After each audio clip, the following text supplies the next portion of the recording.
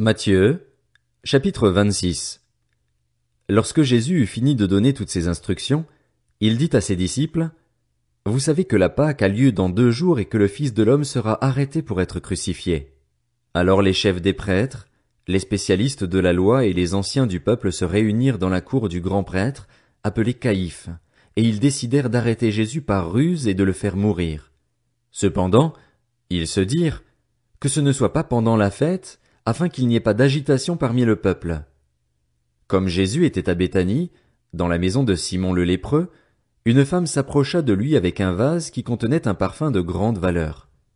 Pendant qu'il était à table, elle versa le parfum sur sa tête. À cette vue, les disciples s'indignèrent et dirent, « À quoi bon un tel gaspillage? On aurait pu vendre ce parfum très cher et donner l'argent aux pauvres. » Le sachant, Jésus leur dit, « Pourquoi faites-vous de la peine à cette femme? Elle a accompli une bonne action envers moi. En effet, vous avez toujours des pauvres avec vous, mais vous ne m'aurez pas toujours. En versant ce parfum sur mon corps, elle l'a fait pour mon ensevelissement. Je vous le dis en vérité, partout où cette bonne nouvelle sera proclamée, dans le monde entier, on racontera aussi en souvenir de cette femme ce qu'elle a fait. » Alors l'un des 12, appelé Judas l'Iscariote, alla vers les chefs des prêtres et dit, « Que voulez-vous me donner pour que je vous livre Jésus? » Ils lui payèrent 30 pièces d'argent. Dès ce moment, il se mit à chercher une occasion favorable pour trahir Jésus. Le premier jour des pains sans levain, les disciples s'adressèrent à Jésus pour lui dire, « Où veux-tu que nous te préparions le repas de la Pâque? » Il répondit, « Allez à la ville chez un tel et vous lui direz, « Le maître dit, mon heure est proche. Je célébrerai la Pâque chez toi avec mes disciples. » Les disciples firent ce que Jésus leur avait ordonné et préparèrent la Pâque. Le soir venu, il se mit à table avec les 12.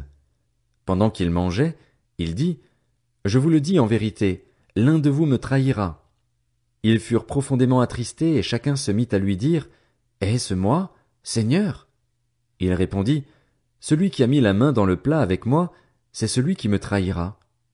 Le Fils de l'homme s'en va, conformément à ce qui est écrit à son sujet, mais malheur à l'homme par qui le Fils de l'homme est trahi. Mieux vaudrait pour cet homme qu'il ne soit pas né. » Judas, celui qui le trahissait, prit la parole et dit, « Est-ce moi, Maître? » Jésus lui répondit, « Tu le dis. » Pendant qu'il mangeait, Jésus prit du pain et prononça la prière de bénédiction, puis il le rompit et le donna aux disciples en disant, « Prenez, mangez, ceci est mon corps. » Il prit ensuite une coupe et remercia Dieu, puis il la leur donna en disant, « Buvez-en tous, car ceci est mon sang, le sang de la nouvelle alliance, qui est versé pour beaucoup, pour le pardon des péchés. Je vous le dis, je ne boirai plus désormais de ce fruit de la vigne, jusqu'au jour où je le boirai nouveau avec vous dans le royaume de mon Père. » Après avoir chanté les psaumes, ils se rendirent au mont des Oliviers. Alors Jésus leur dit, « Vous trébucherez tous, cette nuit, à cause de moi, car il est écrit, « Je frapperai le berger et les brebis du troupeau seront dispersées. » Mais, après ma résurrection, je vous précéderai en Galilée. Pierre prit la parole et lui dit, « Même si tous trébuchent à cause de toi, ce ne sera jamais mon cas. » Jésus lui dit, « Je te le dis en vérité, cette nuit même, avant que le coq chante, 3 fois tu me renieras. » Pierre lui répondit, « Même s'il me faut mourir avec toi, je ne te renierai pas. » Et tous les disciples dirent la même chose. Là-dessus, Jésus se rendit avec eux dans un endroit appelé Gethsémané et il dit aux disciples, « Asseyez-vous ici pendant que je m'éloignerai pour prier. » Il prit avec lui Pierre et les 2 fils de Zébédée et il commença à être saisi de tristesse et d'angoisse. Il leur dit alors, « Mon âme est triste à en mourir. Restez ici, et veillez avec moi. » Puis il avança de quelques pas, se jeta le visage contre terre et fit cette prière. « Mon Père, si cela est possible, que cette coupe s'éloigne de moi. Toutefois, non pas ce que je veux, mais ce que tu veux. » Il revint vers les disciples, qu'il trouva endormis, et dit à Pierre, « Vous n'avez donc pas pu rester éveillés 1 seule heure avec moi? Restez vigilants et priez pour ne pas céder à la tentation.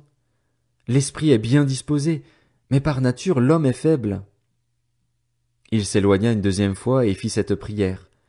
Mon Père, s'il n'est pas possible que cette coupe s'éloigne de moi sans que je la boive, que ta volonté soit faite. Il revint et les trouva encore endormis, car ils avaient les paupières lourdes. Il les quitta, s'éloigna de nouveau et pria pour la troisième fois, répétant les mêmes paroles. Puis il revint vers ses disciples et leur dit, « Vous dormez maintenant et vous vous reposez. Voici, l'heure est proche et le Fils de l'homme est livré entre les mains des pécheurs. Levez-vous, allons-y. Celui qui me trahit s'approche. » Il parlait encore quand Judas, l'un des 12, arriva avec une foule nombreuse armée d'épées et de bâtons, envoyés par les chefs des prêtres et par les anciens du peuple. Celui qui le trahissait leur avait donné ce signe. « L'homme auquel je donnerai un baiser, c'est lui. Arrêtez-le. » Aussitôt, il s'approcha de Jésus en disant, « Salut, maître !» Et il l'embrassa. Jésus lui dit, « Mon ami, ce que tu es venu faire, fais-le. » Alors ces gens s'avancèrent, mirent la main sur Jésus et l'arrêtèrent. Un de ceux qui étaient avec Jésus mit la main sur son épée et la tira. Il frappa le serviteur du grand prêtre et lui emporta l'oreille. Alors Jésus lui dit, « Remets ton épée à sa place, car tous ceux qui prendront l'épée mourront par l'épée. Penses-tu que je ne puisse pas faire appel à mon Père, qui me donnerait à l'instant plus de 12 légions d'anges? Comment donc s'accompliraient les Écritures, d'après lesquelles cela doit se passer ainsi? » À ce moment, Jésus dit à la foule, « Vous êtes venus vous emparer de moi avec des épées et des bâtons, comme pour un brigand. J'étais tous les jours assis parmi vous, enseignant dans le temple, et vous ne m'avez pas arrêté. Mais tout cela est arrivé afin que les écrits des prophètes soient accomplis. » Alors tous les disciples l'abandonnèrent et prirent la fuite. Ceux qui avaient arrêté Jésus l'emmenèrent chez le grand prêtre Caïphe, où les spécialistes de la loi et les anciens étaient rassemblés. Pierre le suivit de loin jusqu'à la cour du grand prêtre, y entra et s'assit avec les serviteurs pour voir comment cela finirait. Les chefs des prêtres, les anciens et tout le Sanhédrin cherchaient un faux témoignage contre Jésus afin de le faire mourir, mais ils n'en trouvèrent pas, quoique beaucoup de faux témoins se soient présentés. Enfin, il en vint 2 qui dirent, « Celui-ci a dit, je peux détruire le temple de Dieu et le reconstruire en 3 jours. » Le grand prêtre se leva et lui dit, « Ne réponds-tu rien? Pourquoi ces hommes témoignent-ils contre toi? » Mais Jésus gardait le silence. Le grand prêtre prit la parole et lui dit, « Je t'adjure, par le Dieu vivant, de nous dire si tu es le Messie, le Fils de Dieu. » Jésus lui répondit, « Tu le dis. De plus, je vous le déclare, vous verrez désormais le Fils de l'homme assis à la droite du Tout-Puissant et venant sur les nuées du ciel. » Alors le grand prêtre déchira ses vêtements en disant, « Il a blasphémé! Qu'avons-nous encore besoin de témoins? Vous venez d'entendre son blasphème. Qu'en pensez-vous? » Ils répondirent, « Il mérite la mort. » Là-dessus, ils lui crachèrent au visage et le frappèrent à coups de poing. Certains lui donnaient des gifles en disant, « Christ, prophétise-nous qui t'a frappé. » Or Pierre était assis dehors dans la cour. Une servante s'approcha de lui et dit, « Toi aussi, tu étais avec Jésus le Galiléen. » Mais il le nia devant tous en disant, « Je ne sais pas ce que tu veux dire. » Comme il se dirigeait vers la porte, une autre servante le vit et dit à ceux qui se trouvaient là, « Cet homme aussi était avec Jésus de Nazareth. » Il le nia de nouveau, avec serment, « Je ne connais pas cet homme. » Peu après, ceux qui étaient là s'approchèrent et dirent à Pierre, « Certainement, toi aussi tu fais partie de ces gens-là, car ton langage te fait reconnaître. » Alors il se mit à jurer en lançant des malédictions. « Je ne connais pas cet homme. » Aussitôt un coq chanta. Pierre se souvint alors de ce que Jésus lui avait dit, « Avant que le coq chante, tu me renieras 3 fois. » Il sortit et pleura amèrement. Matthieu, chapitre 27. Le matin venu, tous les chefs des prêtres et les anciens du peuple tinrent conseil contre Jésus pour le faire mourir. Après l'avoir attaché, ils l'emmenèrent et le livrèrent à Ponce Pilate, le gouverneur. Alors Judas, celui qui l'avait trahi, voyant qu'il était condamné, fut pris de remords et rapporta les 30 pièces d'argent aux chefs des prêtres et aux anciens en disant, « J'ai péché en faisant arrêter un innocent. » Ils répondirent, En quoi cela nous concerne-t-il? C'est toi que cela regarde. Judas jeta les pièces d'argent dans le temple, se retira et alla se pendre. Les chefs des prêtres les ramassèrent en disant, il n'est pas permis de les mettre dans le trésor sacré puisque c'est le prix du sang. Après en avoir délibéré, ils achetèrent avec cet argent le champ du potier pour y ensevelir les étrangers. C'est pourquoi ce champ a été appelé champ du sang jusqu'à aujourd'hui. Alors s'accomplit ce que le prophète Jérémie avait annoncé. Ils ont pris les 30 pièces d'argent, la valeur à laquelle il a été estimé par les Israélites, et ils les ont données pour le champ du potier, comme le Seigneur me l'avait ordonné. Jésus comparut devant le gouverneur. Celui-ci l'interrogea. Es-tu le roi des Juifs? Jésus lui répondit. Tu le dis. Mais il ne répondit rien aux accusations des chefs des prêtres et des anciens. Alors Pilate lui dit. N'entends-tu pas tous ces témoignages qu'ils portent contre toi? Mais Jésus ne répondit sur aucun point, ce qui étonna beaucoup le gouverneur. À chaque fête, le gouverneur avait pour habitude de relâcher un prisonnier, celui que la foule voulait. Ils avaient alors un prisonnier célèbre, un dénommé Barabbas. Comme ils étaient rassemblés, Pilate leur dit, « Lequel voulez-vous que je vous relâche, Barabbas ou Jésus qu'on appelle le Christ ?» En effet, ils savaient que c'était par jalousie qu'ils avaient fait arrêter Jésus. Pendant qu'il siégeait au tribunal, sa femme lui fit dire, « N'aie rien à faire avec ce juste, car aujourd'hui j'ai beaucoup souffert dans un rêve à cause de lui. » Les chefs des prêtres et les anciens persuadèrent la foule de demander Barabbas et de faire mourir Jésus. Le gouverneur prit la parole et leur dit, « Lequel des deux voulez-vous que je vous relâche ?» Ils répondirent, « Barabbas !» Pilate répliqua, « Que ferai-je donc de Jésus qu'on appelle le Christ ?» Tous répondirent, « Qu'il soit crucifié !» Mais quel mal a-t-il fait? Dit le gouverneur. Ils crièrent encore plus fort, « Qu'il soit crucifié !»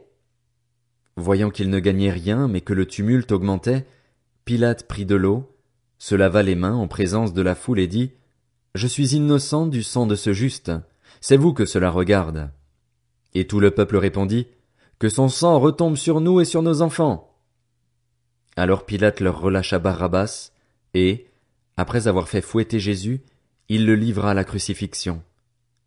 Les soldats du gouverneur conduisirent Jésus dans le prétoire et rassemblèrent toute la troupe autour de lui. Ils lui enlevèrent ses vêtements et lui mirent un manteau écarlate. Ils tressèrent une couronne d'épines qu'ils posèrent sur sa tête, et ils lui mirent un roseau dans la main droite. Puis, s'agenouillant devant lui, ils se moquaient de lui en disant, « Salut, roi des Juifs !» Ils crachaient sur lui, prenaient le roseau et le frappaient sur la tête. Après s'être ainsi moqués de lui, ils lui enlevèrent le manteau, lui remirent ses vêtements et l'emmenèrent pour le crucifier. Lorsqu'ils sortirent, ils rencontrèrent un homme de Cyrène appelé Simon et le forcèrent à porter la croix de Jésus. Arrivés à un endroit appelé Golgotha, ce qui signifie lieu du crâne, ils lui donnèrent à boire du vinaigre mêlé de fiel. Mais quand il l'eut goûté, il ne voulut pas boire. Ils le crucifièrent, puis ils se partagèrent ses vêtements en tirant au sort, afin que s'accomplisse ce que le prophète avait annoncé. Ils se sont partagés mes vêtements et ils ont tiré au sort mon habit. Puis ils s'assirent et le gardèrent.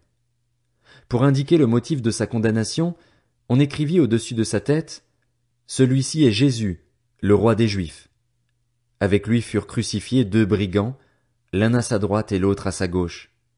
Les passants l'insultaient et secouaient la tête en disant, « Toi qui détruis le temple et qui le reconstruis en 3 jours, sauve-toi toi-même.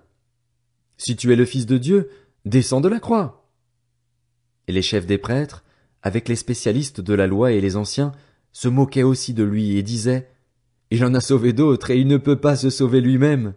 S'il est roi d'Israël, qu'il descende maintenant de la croix et nous croirons en lui. Il s'est confié en Dieu, que Dieu le délivre maintenant, s'il l'aime. En effet, il a dit, « Je suis le Fils de Dieu. » Les brigands crucifiés avec lui l'insultaient eux aussi de la même manière. De midi jusqu'à 3 heures de l'après-midi, il y eut des ténèbres sur tout le pays. Vers 3 heures de l'après-midi, Jésus s'écria d'une voix forte, « Élie, Élie, lama sabachthani » c'est-à-dire, « Mon Dieu, pourquoi m'as-tu abandonné ?» Quelques-uns de ceux qui étaient là, après l'avoir entendu, disaient, « il appelle Élie. Aussitôt l'un d'eux courut prendre une éponge qu'il imbiba de vinaigre. Il la fixa à un roseau et lui donna à boire. Mais les autres disaient, laisse donc, voyons si Élie viendra le sauver. Jésus poussa de nouveau un grand cri et rendit l'esprit. Et voici que le voile du temple se déchira en deux depuis le haut jusqu'en bas, la terre trembla, les rochers se fendirent, les tombeaux s'ouvrirent et les corps de plusieurs saints qui étaient morts ressuscitèrent. Étant sortis des tombes, ils entrèrent dans la ville sainte après la résurrection de Jésus et apparurent à un grand nombre de personnes. À la vue du tremblement de terre et de ce qui venait d'arriver, l'officier romain et ceux qui étaient avec lui pour garder Jésus furent saisis d'une grande frayeur et dirent « Cet homme était vraiment le Fils de Dieu ». Il y avait là bien des femmes qui regardaient de loin. Elles avaient accompagné Jésus depuis la Galilée pour le servir. Parmi elles figurait Marie de Magdala, Marie la mère de Jacques et de Joseph, et la mère des fils de Zébédée. Le soir venu arriva un homme riche d'Arimathée, du nom de Joseph, qui lui aussi était un disciple de Jésus. Il alla trouver Pilate et demanda le corps de Jésus. Alors Pilate ordonna de le lui remettre. Joseph prit le corps, l'enveloppa dans un drap de lin pur et le déposa dans un tombeau neuf qu'il s'était fait creuser dans la roche. Puis il roula une grande pierre à l'entrée du tombeau et s'en alla. Marie de Magdala et l'autre Marie étaient là, assises vis-à-vis du tombeau. Le lendemain, qui était le jour après la préparation du sabbat, les chefs des prêtres et les pharisiens allèrent ensemble chez Pilate et dirent « Seigneur, nous nous souvenons que cet imposteur a dit, quand il vivait encore, « Après 3 jours je ressusciterai ». Ordonne donc que le tombeau soit gardé jusqu'au 3e jour, afin que ses disciples ne viennent pas voler le corps et dire au peuple « Il est ressuscité ». Cette dernière imposture serait pire que la première. Pilate leur dit « Vous avez une garde. Allez-y, gardez-le comme vous le souhaitez. » Ils s'en allèrent et firent surveiller le tombeau par la garde après avoir scellé la pierre. Matthieu, chapitre 28. Après le sabbat, à l'aube du dimanche, Marie de Magdala et l'autre Marie allèrent voir le tombeau. Soudain, il y eut un grand tremblement de terre, car un ange du Seigneur descendit du ciel, vint rouler la pierre de devant l'ouverture et s'assit dessus. Il avait l'aspect de l'éclair et son vêtement était blanc comme la neige. Les gardes tremblèrent de peur et devinrent comme morts. Mais l'ange prit la parole et dit aux femmes, « Quant à vous, n'ayez pas peur, car je sais que vous cherchez Jésus, celui qui a été crucifié. Il n'est pas ici, car il est ressuscité, comme il l'avait dit. Venez voir l'endroit où le Seigneur était couché et allez vite dire à ses disciples qu'il est ressuscité. Il vous précède en Galilée, c'est là que vous le verrez. Voilà, je vous l'ai dit. » Elles s'éloignèrent rapidement du tombeau, avec crainte et une grande joie, et elles coururent porter la nouvelle aux disciples. Et voici que Jésus vint à leur rencontre et dit, « Je vous salue. » Elles s'approchèrent, s'agrippèrent à ses pieds et se prosternèrent devant lui. Alors Jésus leur dit, « N'ayez pas peur.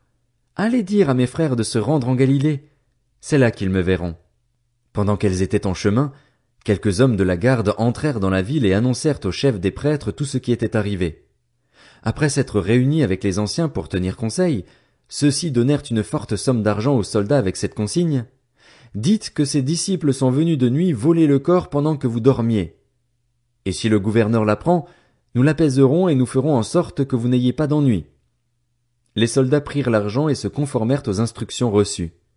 Et ce récit des événements s'est propagé parmi les Juifs jusqu'à aujourd'hui. Les 11 disciples allèrent en Galilée, sur la montagne que Jésus leur avait désignée. Quand ils le virent, ils se prosternèrent devant lui, mais quelques-uns eurent des doutes. Jésus s'approcha et leur dit, « Tout pouvoir m'a été donné dans le ciel et sur la terre. Allez donc, faites de toutes les nations des disciples, baptisez-les au nom du Père, du Fils et du Saint-Esprit et enseignez-leur à mettre en pratique tout ce que je vous ai prescrit. Et moi, je suis avec vous tous les jours, jusqu'à la fin du monde. »